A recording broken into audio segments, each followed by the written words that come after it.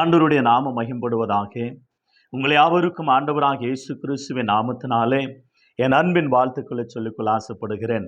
எனக்கு அருமையானவர்களே, இந்த நாளுக்கு கூட விசேஷமாக happy mother's day. Mother's day இந்த 2024ஆம் ஆண்டு மே 12ஆம் தேதி அழகாக ஒவ்வொரு வருஷமும் மே 12ஆம் தேதி மதர்ஸ் டே, அன்னையார்கள் தினம் நல்வாழ்த்துக்கள் தாய்மார்களுக்கு. இயேசுவின் நாமத்தினாலே ஹாப்பி மதர்ஸ் டே. நல்ல அருமையான ஒரு தலைப்பு. இந்த தலைப்பில் வேதத்திலிருந்து சில வாக்கியங்களை நாம் கற்றுக்கொள்ள கர்த்தர் நமக்கு உதவி செய்வாராக. What is the mother's day அப்படின்னு கேட்டால் பதில் சொல்ல இயலாத யாராலும். அன்னையார்கள் தினம் நல் வாழ்த்துக்கள் அப்படி என்றால் என்னப்பா அப்படின்னு கேட்டால், சிலர் நிறைய பேர் நிறைய பாடங்களை சொல்லுவாங்க, மணிக்கணக்கில் கூட பேசுவாங்க. ஆனால் பைபிள்லேருந்து சில காரியங்களை நாம் கற்றுக்கொள்ள வேண்டியது மிக அவசியமாக இருக்கிறது. What is the mother's day அப்படின்னு சொன்னால் வித்தியாசமாக பைபிள் நமக்கு போதிக்கும். உலகம் வித்தியாசம். இன்றைக்கி நிறைய பேர் வாட்ஸ்அப்பில், ஃபேஸ்புக்கில், இன்ஸ்டாகிராமில் எப்படியாக அவங்களுடைய வாட்ஸ்அப் ஸ்டேட்டஸில் அவங்களுடைய அம்மாவோடு கூட நிற்கிற மாதிரியா, கும்பிட்ற மாதிரியா, அவங்களுக்கு ஸ்வீட்டு ஊட்டுற மாதிரியா, சாப்பாடு ஊட்டுற மாதிரியா, கிஃப்ட்டு கொடுக்குற மாதிரியா, வாழ்த்துற மாதிரியா ஃபோட்டோஸ் நிறைய போடுவாங்க. இதெல்லாம் ரொம்ப சந்தோஷம்தான், ஒரு ஹாப்பி. டோன்ட் வரி, பரவாயில்ல போட்டுங்க. ஆனால் அதே வண்ணமாக நீங்கள் அந்த அளவில் அவங்களை கவனிப்பதும், அன்பு செலுத்துவதும், நேசிப்பதும், உதவி செய்வதும் இருந்தால் செய்யலாம். அப்படி இல்லாத உலகத்துக்கு நாடகமாக நடிக்கக்கூடாதுன்னு தான் சொல்ல வரேன். ஆகவே தாயை மிஞ்சின தெய்வம் ஒன்றும் இல்லை என்று சொல்லுவார்கள் உலகத்தில். தாய் தான் தெய்வம். ஆண்டவருக்கு மகிமுண்டாகட்டும். எனவே குரு, நல்ல அருமையான ஒரு வார்த்தை, மாதா பிதா குரு தெய்வம் என்று சொல்லுவாங்க. அவனமாகவே தெய்வம், தெய்வத்துக்கு சமமாக ஆண்டவர் வைத்து இருக்கிறார். பெண் இல்லாமல் உலகம் இல்லை. ஆனால் அந்த பெண் யாரா இருக்கணும், எப்படி இருக்கணும், எந்த அளவில் இருக்கணும் என்பது குறித்து, அவங்களுடைய வாழ்க்கையில் எதை பிரதிபலிக்கணும், அவர்களுக்கு செய்ய வேண்டிய கணம் யார் செய்ய வேண்டும் என்பது குறித்து உலகத்தில் எத்தனையோ பாடங்கள் இருந்தாலும் பைபிள் கற்றுக் கொடுக்கிற பாடமே வித்தியாசமா இருக்கும். பெண்கள் நம் இந்தியாவின் கண்கள் என்று கூட சொல்லுவாங்கல்ல. ஆவதும் பெண்ணாலே, அழிவதும் பெண்ணாலே. ஒரு மனுஷன் வாழ்வதும் பெண்ணாலே, மனுஷன் சாவதும் பெண்ணாலே. பெண் என்றால் சாதிக்கிற தன்மை, பலசாலி, தைரியசாலி, 100 பேரை சாதிக்கக்கூடிய அளவில் போதிக்கக்கூடிய போதனையும் அவங்களிடத்தில் உண்டு. அந்த அளவில் சக்தி வாய்ந்த வார்த்தைகளும் செயல்களும் அவர்களிடத்தில் உண்டு. எனவே அப்படிப்பட்ட வாழ்த்துக்கள் நிறைய வாகனங்களில் அந்த வாசகங்களை பார்ப்போம். தாயை குறித்து, தாயினுடைய வார்த்தைகளை குறித்து நிறைய நாம் படிக்கலாம். உங்களுக்கு தெரியாத ஒன்றும் இல்லை. எனவே தாய் தான் மிகுந்த சிறந்த ஒரு உறவு. தாய் தான் இந்த உலகத்தில் ஒரு வித்தியாசமாக உயர்ந்த இடத்துல நம்ம வைத்து அழகை பார்க்க வேண்டும் என்று சொல்லி நினைக்கிற ஒரு தாய். தாய்மார்களுக்காக மீண்டும் கூட என் அன்பின் வாழ்த்துக்கள், அன்னையார்கள் தினம் நல்வாழ்த்துக்களை சொல்லிக்கொள்ள ஆசைப்படுகிறேன். எனக்கு அருமையானவர்களே, இந்த உலகத்தில் இருக்கிற தாய்மார்கள் கொஞ்சம் யோசித்து பாருங்க. மதர் தெரசா, அருமையாக மதர் தெரசா பிள்ளைகள் இல்லை, ஆனால் ஆயிரக்கணக்கான பிள்ளைகளை வளர்த்தார்கள். தன்னுடைய நாட்டில் பிறந்து வளர்ந்து அங்கே ஏறாமல் நம்முடைய நாட்டுக்கு வந்து கல்கத்தாவில், இன்றைக்கு கொல்கத்தா என்று எண்ணப்படுகிற அந்த கல்கத்தாவில் ஹாஸ்டல் ஆரம்பித்து அநேகருக்கு இன்றைக்கு அந்த அம்மாவுக்கு கிடைக்காத ஒரு அவார்டு இல்லை. அப்படிப்பட்டதான உயர்ந்த இடத்துல அந்த தாய். அதே வண்ணமாக ஒரு இந்திரா காந்தி, ஒரு ஜெயலலிதா அம்மா, மம்தா பானர்ஜி, இப்படியாக நம்ம ஜனாதிபதியாக இருக்கக்கூடிய திரௌபதி அம்மா, எத்தனை பேர்கள் எம்எல்ஏக்கள், எம்பிக்கள், கவுன்சிலர்கள், லீடர்ஸ்கள், தைரியசாலிகள் உலகத்தில் இருக்கிறார்கள். அமெரிக்காவில் கூட துணை ஜனாதிபதியாக இருக்கக்கூடிய ஒரு தாயார் இந்தியா நாட்டு வம்ச வரலாறு சேர்ந்தவர்கள். வெளிநாடுகளுக்கு கூட எத்தனையோ பேர் இருக்கிறார்கள். ஏன் இதெல்லாம் அந்த தாய்மார்கள் உலகத்தில் எவ்வளோ தைரியமாக இருக்கிறார்கள், அரசாளுகிறார்கள், அரசாங்கத்தில் இருக்கிறார்கள், எம்பிக்களாக, எம்எல்ஏக்களாக, கவுன்சிலர்களாக, லீடர்களாக எவ்வளோ தாய்மார்கள் இருக்கிறார்கள். நம்ம கர்நாடகாவில் கூட அருமையாக சித்தூர் ராணி என்று சொல்லுவாங்க.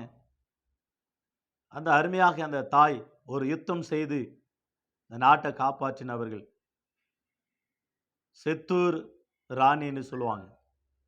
எத்தூர் ராணி, அந்த ஊர் பேர் வரமாட்டேங்குது எனக்கு. ஆனாலும் அந்த தாய் ஒரு பாட புத்தகங்கள் நம்ம படிக்கிற பாடங்களில் எத்தனையோ தாய்மார்கள் இருக்கிறாங்க, சாதித்த தாய்மார்கள்.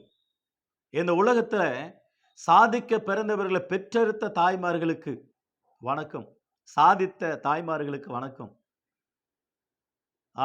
தாயே தெய்வம் என்று சொல்லுவாங்க. வண்டர்ஃபுல், ரொம்ப அருமையானது. சில நேரங்களில் நிறைய பேர் ஆண்கள் தங்களுடைய தாயை ரொம்ப புகழ்ச்சியாக சொல்கிற ஆண்கள் உண்டு, கவிதை உண்டு, அந்த வாசகங்கள் உண்டு. அவர்களை நாங்கள் பாராட்டுறோம், வாழ்த்துகிறோம். சில ஆண்களை பார்த்தீங்கன்னாக்கா அம்மா வேணும், அக்கா வேணும், சித்தி வேணும், சின்னம்மா வேணும், பெரியம்மா வேணும், அண்ணி வேணும், அக்கா வேணும், இப்படி ஒவ்வொருத்தராக வேணும். அத்தி வேணும், மாமியார் வேணும், எல்லாரும் வேணும், மச்சஞ்சி வேணும், எல்லாரும் வேணும். பட்டு மக மட்டும் வேண்டாம். கல்யாணம் ஆகி மக பிறந்தா ஹாஸ்பிட்டல் பக்கம் போக மாட்டான். உங்களுக்கு பொண்ணு பிறந்துச்சுன்னு சொன்னால் போதும், ஸ்வீட்டும் தரமாட்டான், முகமெல்லாம் மாறிடும், தண்ணி அடிச்சிருவான், வீட்டை விட்டு ஓடிடுவான். அல்லது மாமியார் வீட்டுக்கும் போக மாட்டான், ஹாஸ்பிட்டலுக்கும் போக மாட்டான். ஏன்? பொண்ணு பிறந்ததுன்னு.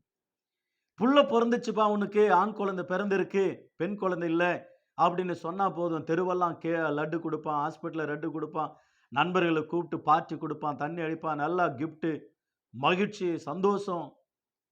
ஹாஸ்பிட்டலுக்கு ஓடுவான் நண்பர்களை கூப்பிட்டுக்கிட்டு, தன்னுடைய தாயை கூப்பிட்டுக்கிட்டு. ஆனால் சில தாய்மார்கள் கூட இருக்காங்க, பொண்ணு பிறந்துச்சா, என் வீட்டுக்கு பிள்ளையே பிறக்கலையா, இவளை மாத்துடா, 2வது கல்யாணம் பண்ணுடா என்று சொல்ல தாய்மார்களோடு இருக்கிறாங்க. அதான் பெண் புத்தி பின் புத்தின்னு சொல்லுவாங்கள்ல. அவங்க பொறுமையாக இருக்கணும். திட்டவில்லை நான் தாய்மார்களை, ஏனென்றால் சில இடங்களில் நடக்கிறதை பார்த்து வருத்தப்படுகிறேன். எனவே மக மட்டும் வேண்டாம், அம்மா வேணும், அத்தி வேணும், சித்தி வேணும், மச்சஞ்சி வேணும், சின்னம்மா வேணும், பெரியம்மா வேணும், அக்கா வேணும், தங்கச்சி வேணும். பட் பொண்ணு மட்டும் வேண்டாவா? பொண்ணு இல்லைன்னா உனக்கு எப்படி மனைவி கிடைக்கும், அக்கா கிடைக்கும், தங்கச்சி கிடைக்கும்? ஆகையினால தேவன் பிள்ளைகள் கத்தரால் ஒரு சுதந்திரம், தேவன் கொடுக்கிற கிஃப்ட்டு. அது பெண்ணாக இருந்தாலும் ஆணாக இருந்தாலும் ஆண்டவர் கொடுக்குற கிஃப்ட்டு. பெண் பிறந்தா உலகத்தில் நிறைய பேர் சொல்கிறாங்கள, வரலட்சுமி பிறந்தது. வரலட்சுமியா, வாங்காத லட்சுமியா, போகிற லட்சுமியா, வாங்கின்னு போகிற லட்சுமியா தெரியாது. ஆனாலும் தேவன் கொடுக்குற கிஃப்ட்டு, அந்த கிஃப்டை அது பெண்களே பிறந்தாலும் பரவாயில்ல. சிலரெல்லாம் பார்த்தீங்கன்னாக்கா 5 பெண் பிள்ளைங்க, 6 பெண் பிள்ளைங்க, 7 பெண் பிள்ளைங்களை பெற்றெடுத்த, ஒரு ஜோடி பெண் பிள்ளைங்களை கூட பெற்றெடுத்த அம்மாமார்கள், அப்பாமார்கள் இருக்காங்க. அவங்களுக்கு வாழ்த்துக்கள், ஆண்டவருக்கு ஸ்தோத்திரம். அவங்களெல்லாம் ஆண்டவர் ஆசீர்வதிக்கட்டும். எனக்கு அருமையான தேவச்சனமே, இந்த நாளில் கூட மதர்ஸ் டே. இங்கிலாண்டில் அருமையாக சூசன்னா வெஸ்லி என்றதான தாயார் 14 பிள்ளைகளை பெற்றெடுத்தார்கள். 3-4 பிள்ளைங்க மரித்து போனது. 10 பிள்ளைகளை அவர்கள் வளர்த்தார்கள். இடையில கணவனாரும் இழந்தார். பிள்ளைகளை வளர்த்தார்கள், ஆண்டவருக்குள்ள வளர்த்தார்கள். ஒவ்வொரு நாளும் ஆண்டவரை குறித்து சொல்லி வளர்த்து ஜெபிக்க ஆரம்பிப்பார்கள். ஒரு பட்டியல் போட்டு வளர்ப்பாங்க. அன்பா இருக்க வேண்டும், சண்டை போட்டுக்கூடாது, ஒருவருக்கு ஒரு பகிர்ந்து கொள்ள வேண்டும், நல்லா படிக்க வேண்டும், ஜெபிக்க வேண்டும், பைபிளை வாசிக்க வேண்டும், ஆண்டவருக்காக ஆராதனை செய்ய வேண்டும் என்று சொல்லி ரொம்ப பக்தியாக வளர்த்த அந்த தாய் சூசன்னா வெஸ்லி, அந்த தாய் 10 பிள்ளைகளை வளர்த்து ஆளாக்கி அருமையாக அதில் ஒரு பிள்ளை ஜான் வெஸ்லி என்றதான அருமையான தேவதாசனை அதிகமாக நேசித்து வேத வாக்கியங்களை கற்றுக் கொடுத்து பிற்பாடு அவர் வேதாகம கல்லூரியில் படித்து முடித்து வந்த பிற்பாடு அவர் அந்த இங்கிலாந்து தேசத்தையவே ஆண்டவர் பக்கமாக திரும்பி பார்க்க ஒரு பெரிய ஆண்டவருடைய பணியாற்றினார் அந்த தேவதாசன். அவர் சொன்ன ஒரு வார்த்தை, நான் உலகத்தில் படித்ததை விட கல்லூரியில் படித்ததை விட பைபிள் காலேஜிலும் அநேக காலேஜுங்களில் படித்ததை விட என் தாயாண்ட படித்தது அதிகம் என்று சொன்னார். என் தாய் தான் எனக்கு அதிகமாக கற்றுக் கொடுத்தார்கள் என்று அற்புதமான வார்த்தையை அருமையாக ஜான் வெஸ்லி அவர்கள் சொன்ன அருமையான ஒரு வார்த்தை. பிள்ளைகளை இப்படி வளர்க்க வேண்டும்.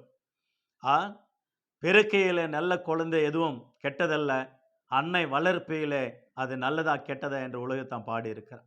ஆகவே அந்த பிள்ளைகளை அப்படி வளர்த்து குடும்ப ஜபம் பண்ணும் பொழுது அக்கம் பக்கம் ஜனங்கள் கேட்டு ஏறத்தாழ 200க்கு மேலாக அவங்க வீட்டுக்கு வருவாங்களாம் ஆராதனை செய்வதற்கு.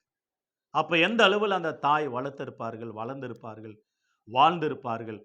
எனக்கு அருமையான தேவச்சனமே, அநேக வாலிப பிள்ளைகளை கூட சினிமா ஹேடர்களை தங்களுடைய செல்போன்லையும் மணிப்பாசலும் வைத்திருப்பார்கள். ஹீரோக்களை, ஹீரோனிகளை, சில உயர்ந்த அழகாக இருக்கக்கூடிய பெண்கள் போட்டவங்களை வைத்திருப்பாங்க. உன்னை பெற்றெடுத்த தாய், உன்னை வளர்த்த தாய், உனக்கு சோறு போட்ட தாய், உனக்கு தன்னுடைய ரத்தத்தை பாலா ஊட்டின அந்த தாயினுடைய புகைப்படம் எங்கே தெரியவில்லை.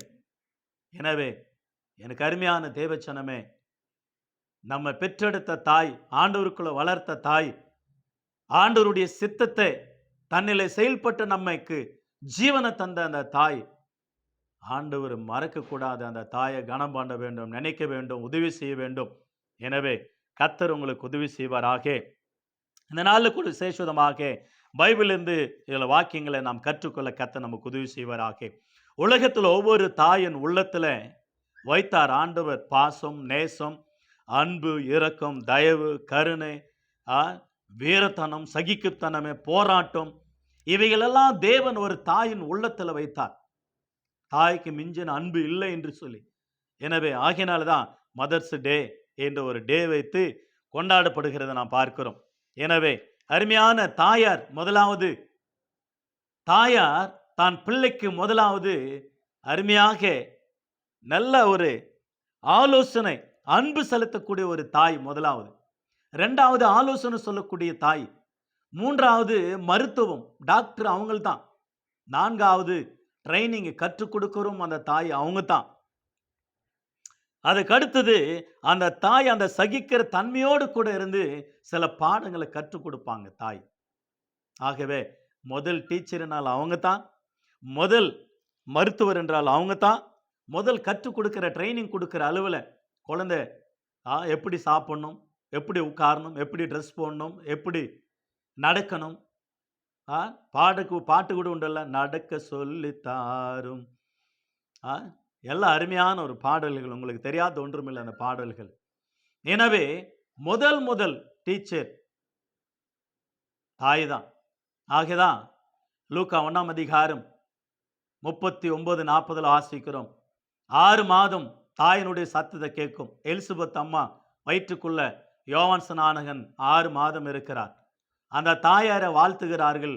அருமையாக இயேசுவை பெற்றெடுத்த தாய் மரியாள் அந்த சத்தத்தை கேட்டு அந்த குழந்தை களிப்பாய் துள்ளிச்சான். 6 மாதத்திலிருந்து அம்மா சத்தத்தை கேட்கும். இது சயின்டிஸ்ட் சொன்னாங்க, பைபிள் இருந்து எடுத்து. ஆகவே எனக்கு அருமையான தேவச்சனமே, தாய் இல்லாம நான் இல்லை என்று உலகத்தானே பாடியிருக்கிறேன். தாய் இல்லாம நான் இல்லை என்று சொல்லி. எனவே ஆதியாகம புஸ்தகம் 3ஆம் அதிகாரம் 20ஆம் வசனத்தில் வாசிக்கிறோம். ஜீவனுள்ளவருக்கெல்லாம் தாய் ஏவாள். உலகத்தில் ஜீவனோடு இருக்கிற ஒரு மனுஷன்னா அது தாய் யாருன்னா ஏவாள். முதல் தாய் உலகத்தில். தேவனாய் கர்த்தர் வானத்தையும் பூமியும் 5 நாளுக்குள்ளே சிருஷ்டித்து 6ஆவது நாளில் ஆதியாகம 2ஆம் அதிகாரம் 7ஆம் வசனத்தில் பூமியின் மண்ணினால தேவனாய் கர்த்தர் பூமியின் மண்ணினால மனுஷன் உருவாக்கி அவனுக்கு ஜீவ சுவாசத்தை ஊதினார். அவன் ஜீவ ஆத்மாவானான். 8ஆம் வசனத்துல கிழக்குல இன்னும் ஏதேன் தோட்டம் உண்டாக்கி அந்த ஏதேன் தோட்டத்துல ஆண்டவர் குடும்பம் மனிதனை வைத்து 15, 16 வாசிக்கிறோம். அந்த தோட்டத்தை பண்படுத்தவும் காக்கவும் தோட்டத்தில் இருக்கிற எல்லா கனிகளை நீங்கள் சாப்பிடலாம், நன்மை தீமை அறியத்தக்கதாக அந்த விருட்சத்தின் கனி தோட்டத்து நடுவு இருக்கு, அதை புசிக்க கூடாது என்று கட்டளை கொடுத்து மனுஷனை உருவாக்கி மனிதன் தனிமை இருப்பது நல்லதல்ல என்று ஏற்ற துணை உண்டாக்கி ஆதியாகமம் 2ஆம் அதிகாரம் 18ஆம் வசனத்திலிருந்து கீழே வாசிக்கிறோம். ஏவாளை உருவாக்கி அருமையாக தனக்கு துணையாக கொடுத்தான். அந்த ஏவாள் இப்பொழுது ஆதியாகமம் 3ஆம் அதிகாரம் 20ஆம் வசனத்துல அந்த தாய்க்கு பேர் என்னவென்றால் ஏவாள்.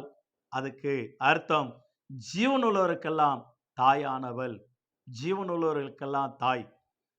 ஆகையினால அந்த தாயை நம்ம போற்ற வேண்டும்.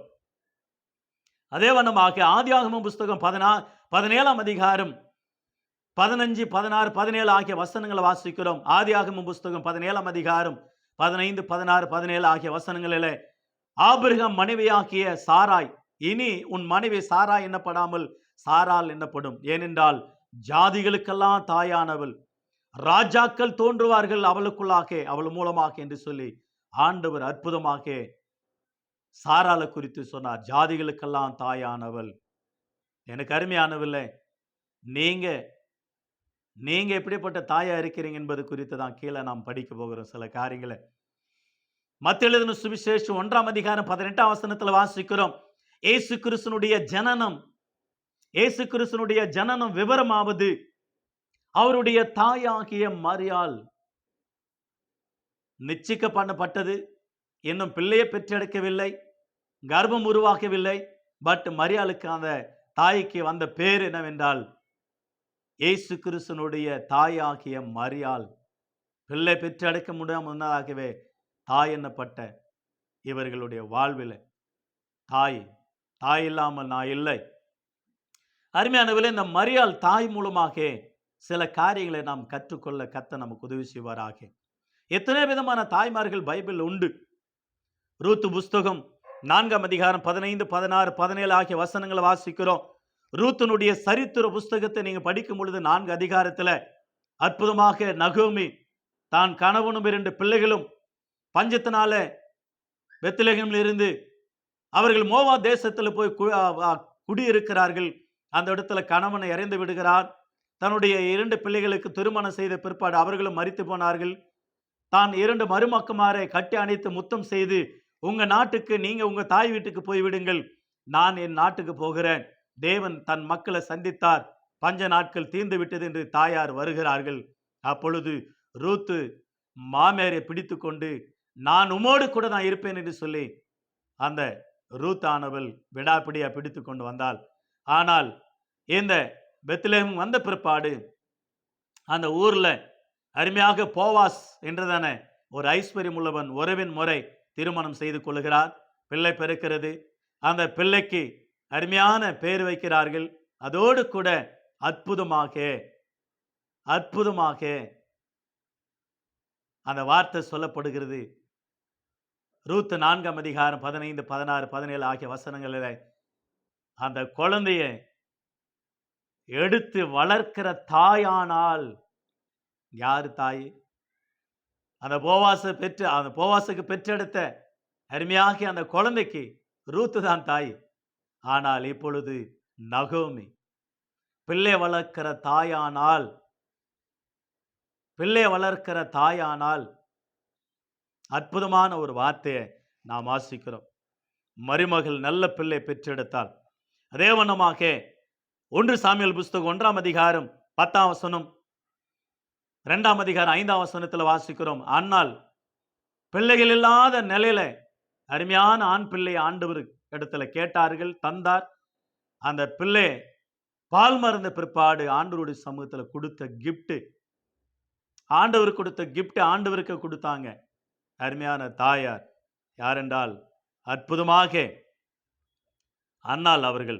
எனவே எனக்கு அருமையான தேவச்சனமே, பிள்ளை ஆண்டனை நடக்க வேண்டிய வழியில நடத்து. நீதிமொழிகள் 22 6ஆம் வசனத்தில் வாசிக்கிறோம். ஆண்டவருடைய சமூகத்தில் வளர்த்தார்கள், ஆளாக்கினார்கள். ஒரு பெரிய தீர்க்கதரிசியாக முதல் நியாயாதிபதியாக மாறிவிட்டார் சாமுவேல். அவருடைய பேர்ல 2 புத்தகத்தை ஆண்டவர் எழுதினார், பரிசுத்த ஆவியானவர். ஆகவே இந்த மரியாள் தாயிடத்துல நாம் கற்றுக்கொள்ளக்கூடிய சில ஒரு 3 காரியங்கள் 4 காரியங்களை கற்றுக்கொண்டு நாம் ஜெபிக்க கர்த்தர் நமக்கு உதவி செய்வாராக. முதலாவதாக அந்த அருமையாக மரியாள் அந்த தாயிடத்துல கற்றுக்கொள்ளுகிற ஒரு பாடம் என்னவென்றால், லூக்கா எழுதின சுவிசேஷம் 1ஆம் அதிகாரம் 28ஆம் வசனத்துல காபிரியேல் தூதன் அந்த மரியாள் இருக்கிற வீட்டுல தோன்றி கிருபை பெற்றவளே வாழ்க என்று சொல்லி வாழ்த்துகிறத பார்க்கிறோம். கிருபை பெற்ற மரியாளே வாழ்க. கிருபை யாருக்கு கிடைக்கும் என்றால் தங்களை தாழ்த்துகிறவர்களுக்கு. நீதிமொழிகள் புஸ்தகம் 3ஆம் அதிகாரம் 34ஆம் வசனமும், யாக்கோபு 4ஆம் அதிகாரம் 6ஆம் வசனமும், தாழ்மை உள்ளவர்களுக்கோ கிருபை அளிக்கிறான். நோவாவுக்கோ கர்த்தருடைய கண்களில் கிருபை கிடைத்தது. நாம் நிற்பது நிர்மூலமாகாது இருக்கிறது ஆண்டவருடைய கிருபை. மலைகள் விலகினாலும் பர்வதங்கள் நிலை பெயர்ந்தாலும் என் கிருபை உன்னை விட்டு விலகாது. தாவீது கருளின நிச்சயமான கிருபைகளை நான் உனக்கு அருளுவேன். உன் பலவீனத்தில் என் கிருபை, என் பலன் பரிபூரணம் விளங்கும். உன் பலவீனத்தில் என் கிருபை போதும் என்று சொன்னார். என் கிருபை உனக்கு போதும் என்று சொன்னார். எனவே எனக்கு அருமையானவர்கள கிருபை குறித்ததான பாடங்கள் வாக்கியங்கள் ஏகப்பட்ட காரியங்கள் உண்டு. எனவே தாழ்மையாக அந்த தாயினிடத்துல காணப்பட்டது முதல் தாழ்மை. ஆகவே அந்த பாத்திரத்தை தெரிந்து கொண்டார், ஆண்டவர் பயன்படுத்தினார். மரியாள் அம்மா அந்த தாய் தன்னிடத்தில் இந்த தாழ்மை, நிச்சயமாகவே தாயை வணங்குகிற தாய்மார்களுக்கு உண்டா? உங்களுக்கு உண்டா? அனுதினமும் அந்த அம்மாவை நீங்க போற்றுறீங்களே, அந்த அம்மாவை வணங்குறீங்களே, அந்த அம்மாவோட இருக்கிற அந்த தாழ்மை உங்களிடத்தில் இருந்தா? தேசத்துல, வீட்டில், சமுதாயத்துல, அக்கம் பக்கம் அவங்களை குறித்து பேசுகிற நீங்க உங்களுடைய வாழ்வில் அந்த தாயை போல நடக்கணும். அதுதான் ஆண்டவரும் விரும்புகிறார். முதலாவதாக அந்த தாயிடத்தில் இருந்தது முதலாவதாக ஒரு தாழ்மை. அந்த தாழ்மைக்கு ஆண்டவர் கொடுத்த கிருபை ரொம்ப அற்புதம். இரண்டாவதாக லூக்கா எழுதின சுவிசேஷம் 1ஆம் அதிகாரம் 39 முதல் 45 வரை வாசிக்கிறோம். ஒரு தாயை மற்ற தாயை வாழ்த்துறாங்க. எலிசபெத் அம்மாவை போய் இந்த மரியம்மா வாழ்த்துறாங்க. வாழ்க, கிரீட்டிங்ஸ். இன்னைக்கு அநேக தாய்மார்கள் மற்றவங்களை பார்த்து வாழ்த்துறது கொஞ்சம் குறைவுதான். ஒரு தாயை பார்த்தா இன்னொரு தாய் பிடிக்காது. கொஞ்சம் தலைவாரனா போதும், முடி நிறையா இருக்குது, எப்போ கொட்டி போக போகுது. கொஞ்சம் அழகாக நகை போட்டால் போதும், யார் இந்த செயினை வாங்கி தந்தாங்க, இது மூஞ்சிக்கெல்லாம் ஒரு செயினா. ஒரு நல்ல ட்ரெஸ் போட்டால் அது மூஞ்சியை பாரு, அதுக்கு ட்ரெஸ்ஸும் அதுவும். ஒரு அழகான வீடு கட்டினா, இவருக்கு வீடு கிடைச்சிச்சா? அழகான கணவன் கிடைத்தா, நல்ல கணவன் கிடைச்சானா, அது மூஞ்சி அதுவும் பாரு. ஐயோ, இந்த தாய்மார்கள் பேசுகிற வார்த்தைகளை நான் காதில் கேட்கும்போது அப்படி ஏசுவாங்க பாருங்க. அப்படி புகழ்ச்சியா சொல்ல மாட்டாங்க. அவன் மூஞ்சிய பாரு, கண்ணை பாரு, மூக்க பாரு, நாக்க பாரு, அவன் மூஞ்சி அவளும். ஐயோ சே, சொல்லவே இயலாது. அந்த மாதிரியே மற்ற தாய்மார்களை சொல்லாதீங்க தயவு செஞ்சு. வாழ்த்துங்க. நீங்க வாழ்த்தினா ரொம்ப நல்லா இருக்கும். ஒரு கல்யாணத்துக்கு போனா வாழ்த்துங்க. ஒரு பூ முடிச்சா வாழ்த்துங்க. ஒரு நிச்சயதார்த்தம் பண்ணா ஒரு வாழ்த்துங்க. அல்லது சீமந்தம் பண்ணா வாழ்த்துங்க. பிள்ளை பிறந்தா வாழ்த்துங்க. வீடு கட்டினா வாழ்த்துங்க. பிள்ளைகளை பெற்றெடுத்தா வாழ்த்துங்க. நல்ல பிள்ளைகளை பெற்றெடுத்த அந்த தாய்மார்களை வாழ்த்துங்க. ஒரு தாய் ஒரு தாயை வாழ்த்த வேண்டும். ஒரு பெண் ஒரு பெண்ணை வாழ்த்த வேண்டும். அந்த வாழ்த்துகிற குணம் உங்கள் உள்ளத்தில் வரணும், உங்கள் எண்ணங்களில் வரணும், உங்கள் சிந்தைகளில் வரணும். அதாவது சொல்லுவாங்கல்ல, வாழ்க வளமுடனே அப்படின்னு பழமொழி இருக்குல்ல. வாழ்க வளமுடனே வாழ்த்த வேண்டும். அந்த நல்ல குணம் உங்களிடத்தில் இருக்கும் பொழுது உங்களை கூட வாழ்த்துவார்கள். ஹோட்டலில் எழுதி வச்சிருப்பான், நிறைவேறிந்த எங்களிடத்தில் சொல்லுங்க, நிறைவேறிந்த மற்றவர்களிடத்தில் சொல்லுங்க, குறைவு இருந்தா எங்களிடத்தில் சொல்லுங்க. ஹோட்டலில் எழுதி வச்சிருப்பாங்க. ஆனால் குறைகள் இருக்கும் தாய்மார்கள் இடத்துல, அவங்களிடத்துல அன்பை சொல்லுங்க. சொல்லலைனாலும் வாயை மூடிக்கிட்டு கம்முன்னு இருங்க. ஒரு தாயை குறித்து இன்னொரு தாய், இன்னொரு பெண்ணை குறித்து இன்னொரு பெண், 4 குடும்பங்கள் சேர்ந்தா ஒரு குடும்பத்தை பிரிச்சிருவாங்கன்னு சொல்லுவாங்க. நான் சொல்லலைங்க, சொல்லுவாங்க. நீங்கள்லாம் அப்படிப்பட்டவங்கள அல்ல. ஆகையினால ஒரு பெண்மணி 2 பெண்மணிகள் சேர்ந்தா அகத்தோட குறித்து, பக்கத்தோட குறித்து, எதிர்விட்ட குறித்து, அவங்கள குறித்து, இவங்கள குறித்து, ஊர்ல இருக்கிறவங்கள குறித்து துன்மார்க்கமாக இல்லாதத பொல்லாதத அவங்கள இடத்துல பொய்யா சொல்லி, அவங்கள துன்மார்க்கமா சொல்லி, அவங்கள இப்படி போடுறாங்க, அவங்க நடத்தை சரியில்லை, வார்த்தை சரியில்லை, வாழ்க்கை சரியில்லை. ஃபர்ஸ்ட் நீ சரி இருக்கிறியான்னு பார்த்துக்க. ஃபர்ஸ்ட் உன் வாயை மூடிக்கோ, உன் வாழ்க்கைய பார்த்துக்கோ. நீ நல்லா இருந்தா எல்லாரும் நல்லா இருப்பாங்க. உன் வாய் நல்லா இருந்தா ஊரு நல்லா இருக்குன்னு சொல்லுவாங்க. ஆகையினால கை சுத்தம், வாய் சுத்தம். திருடாத கையில, கை சுத்தம். பேசாத வாயில, பொய் பேசாத, அபாண்டமான வார்த்தை சொல்லாத, நிபந்தனை சொல்லாத. நிறைய பேர் சொல்லுவாங்க, நீங்களே பெண்களை பெற்று இருக்கிறீங்க, ஒரு பெண்ணு மேல அபாண்டமா சொல்லாதீங்கன்னு சொல்லுவாங்க. நிச்சயமா தான். மாமேரு மருமகளை கொடுமைப்படுத்தாத. உனக்கும் பிள்ளைங்க இருக்காங்க, உன் பிள்ளைங்களை கொடுமைப்படுத்துவாங்க. எச்சரிக்கையா இருங்க. என்று பைபிள் எச்சரிக்கிறது, ஆலோசனை, ஆண்டவருடைய ஆலோசனை எச்சரிக்கிறத பார்க்கிறோம். எனவே வாழ்த்தணும். ஒரு மாமியாரை வாழ்த்து, ஒரு மருமகளை வாழ்த்து, உன் பிள்ளைய வாழ்த்து, அகத்தோடு பெண்களை வாழ்த்து, பக்கத்தோடு பெண்களை வாழ்த்து, வேலை ஸ்தலத்துல வாழ்த்து. அது மூஞ்ச பாரு, இப்படியே துணி கட்டின்னு வந்துக்குது. இது மூஞ்ச பாரு, இதுக்கு நகை தேவையா? செருப்பு போட்டா கூட குறை சொல்றாங்க. இந்த மூஞ்சிக்கு ஹீல்ஸ் தேவையா? இது மூஞ்சிக்கு நகை தேவையா? எத்தனையோ பேர்கள் திட்டுறங்களை பார்க்கும். எனக்கு அருமையான தாய்மார்கள், உங்களை கையெடுத்து கும்பிடுறேன். ஒருத்தர் குறை சொல்லாதீங்க. குறை சொன்னேன்னா உன்னுக்கு விரோதமாக குறை சொல்ற 1000 பேர் உண்டு. உன் பிள்ளைகளை குறை சொல்றவங்க 1000 பேர் உண்டு. தாய்மார்களை குறை சொல்லாதீங்க. ஆகையினால தாய்மார்களுக்கு நான் நன்றி செலுத்துகிறேன். அருமையாக இந்த தாய் மரியாள் கிருபை பெற்றாங்க. 2வது ஒரு பெண் மற்ற பெண்ணை வாழ்த்தினாங்க. வாழ்த்துற ஒரு குணம் அந்த தாயிடத்தில் இருந்தது. 3வதாக லூக்கா 2ஆம் அதிகாரம் 19 வசனத்துல, மரியாளோ இந்த சங்கதிகளெல்லாம் தான் இருதயத்தில் வைத்துக் கொண்டாள். தான் இருதயத்தில் வைத்துக் கொண்டாளாம். உலகத்தான் பாடினான் பாரு பாட்டு. பெண் மனசு ஆழம் என்று யாருக்கு தெரியும். கடலினுடைய ஆழத்தை கூட நம்ம கண்டுபிடிச்சிடலாம். பட் ஒரு பெண்ணினுடைய இருதயத்தில் என்ன இருக்குன்னு யாராலும் கண்டுபிடிக்க இயலாது. 70-80 வயசு வரையும் குடும்பம் நடத்துகிற ஒரு தாத்தாவை போய் கேட்டீங்களா கூட, என் மனைவி பருத்தி இதுவரையும் என்னால் புரிந்து கொள்ள இயலவில்லை, முடியவில்லை, அவங்களோட மனசு என்னான்னு சொல்லுவார் தாத்தா. சில பேர் சொல்லுவாங்க, இவங்கள பார்த்த உடனே கண்டுபிடிச்சிருவாங்க, அவங்க முகத்தை பார்த்த உடனே கண்டுபிடிச்சு, அதெல்லாம் டூப்ளிகேட்டு, ஒன்றும் கண்டுபிடிக்க முடியாது. பெண் மனசு ஆழம் என்று எவனுக்கும் தெரியாது. கடலுடைய ஆழத்தை கூட கண்டுபிடிக்கலாம், கடலை விட பெரியது, அவ்வளோ ஆழம். நடந்த சம்பவங்கள் அனைத்தும் தான் இருதயத்தில் வைத்து சிந்தித்தார்களாம்.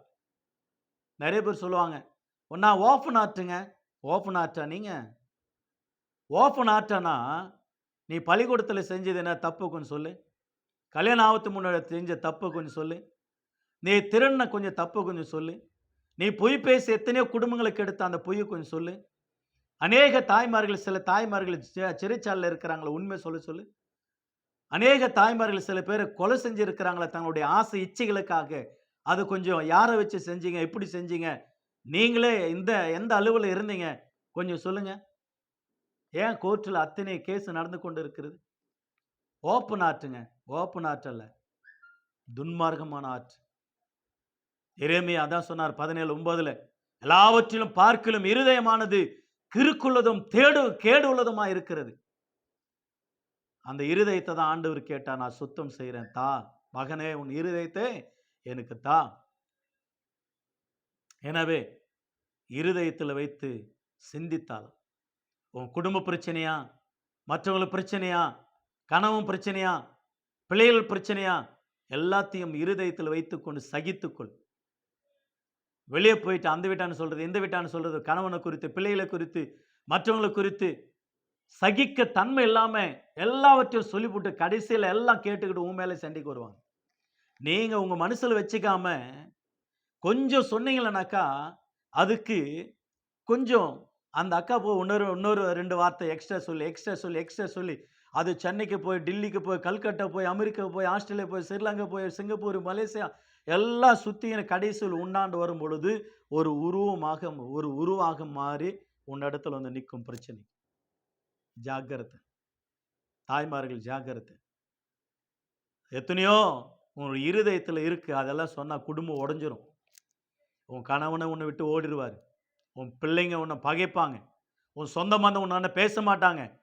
நீ இருக்கிற இடத்துல கூட குடியிருக்க முடியாது. சில நேரங்களில் அந்த தவறுகளை இருதயத்தில் வைத்து சகித்து கொண்டு, ஆண்டவரே உமக்கு நன்றி, கர்த்தர் மேல பாரத்தை வைத்து விடு, அவர் உன்னை ஆதரிப்பார், நீதிமான ஒருபோதும் தள்ளாட விட்டார். அப்படி போயிடும். அந்த தாய் இருதயத்தில் வைத்து சகித்து கொண்டார்கள் என்று வேதம் சொல்லுகிறதை பார்க்கிறோம். மத்தேயு எழுதின சுவிசேஷம் 20ஆம் அதிகாரம் 20ஆம் வசனத்தில் வாசிக்கிறோம், செபதேவியின் குமாரருடைய தாய் அருமையாக ஆண்டவரிடத்தில் வந்து விண்ணப்பம் கேட்டு, என் பிள்ளைங்க பரலோகத்தில் மேன்மையாக உம்முடைய வலது பக்கத்தில் இடது பக்கத்தில் இருக்கணும் என்று விண்ணப்பிக்கிற அந்த தாயினுடைய உள்ளம் பாருங்க. தாம் பிள்ளைங்க மேன்மையான இடத்துல பரலோகத்தில் இருக்கணும். தீமோத்தேயுனுடைய தாய், தீமோத்தேயுனுடைய பாட்டி 2 தீமோத்தேயு 1ஆம் அதிகாரம் வசனம் 4ஆம் வசனம் 5ஆம் வசனத்தில் வாசிக்கிறோம், உனக்குள்ள இருக்கிற விசுவாசம் உன் பாட்டி ஆகிய ஐனேக்குள்ளும் உன் தாய் ஆகிய லோவேலுக்குள்ளும், உன் பாட்டி உன்னுடைய தாய் அவங்கள விசுவாசத்தை நான் பார்த்தேன், அந்த விசுவாசம் உனக்குள்ள இருக்கிற தீமோத்தேயு. எவ்வளவு அருமையான அந்த தாய்மார்கள், விசுவாசத்தை ஊட்டி வளர்த்த தாய்மார்கள். அதே வண்ணமாக மோசேயினுடைய தாய் அந்த விசுவாசத்தை ஊட்டி வளர்த்ததாக எபிரேயர் புஸ்தகம் 11ஆம் அதிகாரம் 24 25 வாசிக்கிறோம். எனக்கு அருமையானவர்களே, அதே வண்ணமாக விசுவாசத்தை ஊட்டி வளர்த்த தாய்மார்கள்.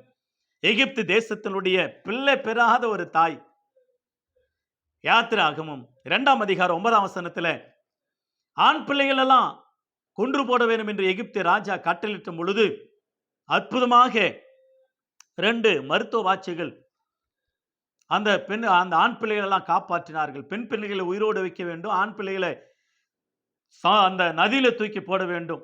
யாத்திராகமம் 1ஆம் அதிகாரம் 15 முதல் 24 வரை நாம் வாசிக்கிறோம். அந்த 2 மருத்துவ வாட்சிகள் காப்பாற்றினார்கள். தேவன் அவர்களை ஆசீர்வதித்து அவர்கள் குடும்பங்கள் தழைக்க செய்தார். அதே யாத்திராகமம் 2ஆம் அதிகாரம் 9ஆம் வசனத்துல நைல் நதியில அந்த நாணல் பெட்டில மோசே அந்த குழந்தையை வைத்து விட்டு பின்னதாக தன்னுடைய சகோதரி அக்கா மீரியாம் அந்த குழந்தைக்கு என்ன சம்பவிக்குமோ, அந்த நைல் நதியில குளிக்க வந்த பார்வோனுடைய மகளும் தாதிமார்களும் அந்த பெட்டியை பார்த்த உடனே அந்த குழந்தையை பார்க்கிறார்கள், அது எபிரேயர்களுடைய குழந்தை என்று அறிந்து கொண்டார்கள். அந்த குழந்தையை வளர்க்கும்படியாக 9ஆம் வசனத்துல, இந்த குழந்தைய எனக்காக வளர்த்து விடு, நான் உனக்கு சம்பளம் தாரேன். அந்த குழந்தைக்கு அக்காவை சகோதரியே போய் அந்த குழந்தைக்கு தாயை போய் கூட்டு வந்து கொடுத்தாங்க. முத கவர்மெண்ட் சம்பளம் வாங்கின ஒரு தாய் மோசேயினுடைய தாய், பால் கொடுத்து வளர்ப்பதற்காக. இன்னைக்கு நிறைய பேர் வாங்குறாங்க இல்லைங்களா, குழந்தை பெற்றெடுப்பதற்காக ஆகாரம் ஆடைகள், சில நேரங்களில் பணம். பெண் பிள்ளை பிறந்தா 2 பெண் பிள்ளை பிறந்தா 1 லட்சம் 2 லட்சம் இப்படி ஏதோ அந்த அந்த ஸ்கீம் எல்லாம் இருக்கு இல்லைங்களா. ஆனா இந்த தாய் எகிப்து தேசத்தினுடைய முதல் அரசாங்கத்தினுடைய பணத்தை வாங்கினாங்க சம்பளம், பிள்ளை பெற்றெடுப்பதற்காக. இன்னைக்கு நாம் எல்லாரும் ஆண்டவருடைய பிள்ளைங்க. நமக்கு ஏன் பிள்ளைங்க? ஏன்னா அந்த பிள்ளைங்களை தேவனுக்காக வளர்ப்பதற்காக. அந்த வளர்க்கிற சம்பளம் தான் ஆண்டவர் நமக்கு ஜீவனை கொடுக்கிறார், ஆகாரம் கொடுக்கிறார், ஆடைகளை கொடுக்கிறார், ஆரோக்கியத்தை தருகிறார், இந்த தேசத்தில் நம்ம உயிரோடு வைத்திருக்கிறார். எதற்காக என்றால், நாம் பெற்றெடுக்கிற பிள்ளைகள், நமக்கு பிறக்கிற பிள்ளைகள் ஆண்டவருடைய பிள்ளைங்க. அவருடைய நினைவில், அவருடைய நிழலில், அவருடைய அறிவில், அவர் அறிகிற அறிவில் அவருக்காக வளர்க்க வேண்டும் என்று தேவன் நமக்கு கொடுக்கிறார். ஆகவே எனக்கு அருமையான தேவச்சனமே, அருமையாக லேமுவேல் அவருடைய தாயினுடைய பேரு சொல்லவில்லை. நீதிமொழிகள் புஸ்தகம் 31ஆம் அதிகாரம் 1 முதல் 9 வசனங்கள் அருமையான ஒரு வார்த்தை அந்த தாய் தாம் மகனுக்கு சொல்லிவிட்டு, அதிலிருந்து 10 31 வசனங்கள் வரையும் பொதுவாக ஒரு பெண்மணி எப்படி இருக்க வேண்டும் என்பது குறித்து தாம் பிள்ளைகளுக்கு சொல்லிக் கொடுக்கிற தாய் மட்டுமில்லாமல் உலகத்துக்கேவே ஒரு எடுத்துக்காட்டாக குணசாலியான பெண் யார், அவங்களுடைய வேலை எப்படி இருக்கும், இருட்டோடு எழுந்திருப்பார், பிள்ளைக்கு ஆகாரம் தருவார், வேலைக்காரர்களுக்கு ஆகாரம் தருவார், படி அழுப்பார், தான் கணவனுக்கு நன்மைகளை செய்வார், கணவனுடைய இருதயம் அவளை நம்பும், புத்தியுள்ள ஸ்திரீ தான் வீட்டை கட்டுகிறாள் என்று சொல்லி அருமையாக இந்த தாய் அருமையான நல்ல ஆலோசனைகளை சொல்லிக் கொடுத்த லேமுவேலுடைய தாய் நீதிமொழிகள் 31ஆம் அதிகாரம் முழுவதுமாக நாம் படிக்கிறோம். எனக்கு அருமையான கர்த்தருடைய பிள்ளை, நம்முடைய வாழ்க்கையில இன்றைக்கு நமக்கு ஆண்டவர் கொடுத்திருக்கிற காரியங்கள் என்ன? உபாகமம் புஸ்தகம் 6ஆம் அதிகாரம் 6 முதல் 9 வாக்கியங்கள், 11ஆம் அதிகாரம் 19 22 ஆகிய வசனங்கள், உபாகம புஸ்தகம் 6ஆம் அதிகாரம் 6 முதல் 9 வசனங்கள், 11ஆம் அதிகாரம் 19 22 வசனங்களில் நான் இன்றைக்கு விதிக்கிற கட்டளைகளை கவனமா கேட்டு அவைகள் உன் இருதயத்தில் வைத்துக்கொண்டு அவைகள் உன் பிள்ளைகளுக்கு நடக்கும் பொழுது, உட்காரும் பொழுது, எழுந்திருக்கும் பொழுது, படுக்கும் பொழுது அவைகளை குறித்து பேசு, போதி, டீச் பண்ணு, ஆண்டவருக்குள்ளாக வளர்க்க வேண்டும் என்று சொல்லி தேவன் நமக்கு கட்டளை கொடுக்கிறதை பார்க்கிறோம். எனக்கு அருமையான கர்த்தருடைய பிள்ளை, நம்முடைய வாழ்க்கையில நீங்க இந்த மதர்ஸ் டே என்றதான பாடங்கள் 2-3 பாடங்கள் இருக்கிறது. அது கர்த்தர் சித்தமானால் வருகிற நாட்களில் உங்களுக்கு அது மீடியா மூலமாக கிடைக்கும். நான் என்ன சொல்ல வரேன்னு சொன்னா, நல்ல தாய் எப்படி இருக்கணும் என்பது குறித்து பைபிள் கற்றுக் கொடுக்கிறது. சில தாய்மார்கள் கெட்ட தாய்மார்களா மாறினார்கள், ஏன் அப்படி மாறிவிட்டார்கள் என்பதும் பைபிள் நமக்கு போதிக்கிறது. எனக்கு அருமையான தாய்மார்களே, அன்னையர்கள் தினம் நல்வாழ்த்துக்களை சொல்லிக் கொள்கிறேன். ஹாப்பி மதர்ஸ் டே உங்களை யாவருக்கும், என்னை பெற்றெடுத்த தாய்க்கும் நான் நன்றி செலுத்துகிறேன். எனக்கு தாயை கிடைக்கும்படி கொடுத்த பிதாவாகிய தேவனுக்கு ஸ்தோத்திரம். நல்ல ஒரு தாய்க்காக நன்றி செலுத்துகிறேன். ஆண்டவருக்குள்ளாக வளர்த்த ஆண்டவருடைய பேரு, ஆண்டவருக்காக வாழ வேண்டும், ஆண்டவருடைய பேரை சொல்லுவதற்கு என்னை ஒப்பு கொடுத்த தாய்க்காக நான் நன்றி செலுத்துகிறேன். அப்படியாக ஆண்டவருக்காக வாழ்கிற தாய்மார்களுக்காக நான் வாழ்த்துகிறேன். கர்த்தர் உங்களை யாவரும் ஆசீர்வதிப்பாராக. God bless you all. எனக்காக ஜெபித்துக் கொள்ளுங்கள். உங்களுக்காக ஜெபிக்கிறேன். கர்த்தர் சித்தமானால் ஆண்டவருடைய நாமத்து நிமித்தமாக இன்னொரு வீடியோ மூலமா சந்திக்க கர்த்தர் நமக்கு உதவி செய்வாராக. God bless you all. God plus.